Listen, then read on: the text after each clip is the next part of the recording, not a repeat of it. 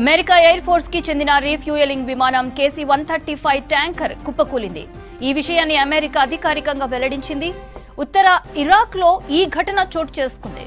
ఈ ప్రమాదంలో 6 అమెరికా సైనికులు మరణించారని ఇరాన్ మీడియా తెలిపింది. అయితే ఇరాన్ వాదనలను అమెరికా రక్షణ శాఖ తోసిపుచ్చింది. విమానం కూలిపోయిన మాట వాస్తవమేనని, అయితే ఇది శత్రువుల దాడి వల్ల జరగలేదని స్పష్టం చేసింది. సాంకేతిక లోపం, ప్రమాదం జరగవచ్చని భావిస్తున్నామన్నారు. ఈ ఘటనలో మరొక విమానం సురక్షితంగా ల్యాండ్ అయినట్లు వివరించింది యుఎస్ సెంట్రల్ కమాండ్. 2 సైనిక ట్యాంకర్ విమానాలు ల్యాండ్ అవుతుండగా ఈ ప్రమాదం జరిగినట్లు తెలుస్తోంది. రెండో విమానం సేఫ్ గా ల్యాండ్ అయినట్లు యుఎస్ అఫీషియల్స్ తెలిపారు. ఇరాన్ కి వ్యతిరేకంగా అమెరికా చేపట్టిన ఆపరేషన్ ఎపిక్ ఫ్యూరీలో భాగంగా ఈ విమానం విధులు నిర్వహిస్తోంది. విమానంలో ఉన్న సిబ్బంది కోసం గాలిస్తున్నారు.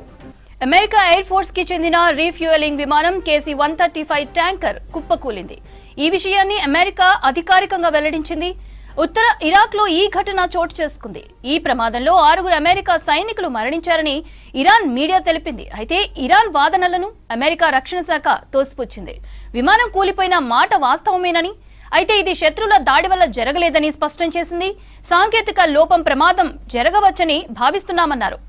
ఈ ఘటనలో మరొక విమానం సురక్షితంగా ల్యాండ్ అయినట్లు వివరించింది యుఎస్ సెంట్రల్ కమాండ్. 2 సైనిక ట్యాంకర్ విమానాలు ల్యాండ్ అవుతుండగా ఈ ప్రమాదం జరిగినట్లు తెలుస్తోంది. రెండో విమానం సేఫ్ గా ల్యాండ్ అయినట్లు యుఎస్ అఫీషియల్స్ తెలిపారు. ఇరాన్ కి వ్యతిరేకంగా అమెరికా చేపట్టిన ఆపరేషన్ ఎపిక్ ఫ్యూరీలో భాగంగా ఈ విమానం విధులు నిర్వహిస్తోంది. విమానంలో ఉన్న సిబ్బంది కోసం గాలిస్తున్నారు.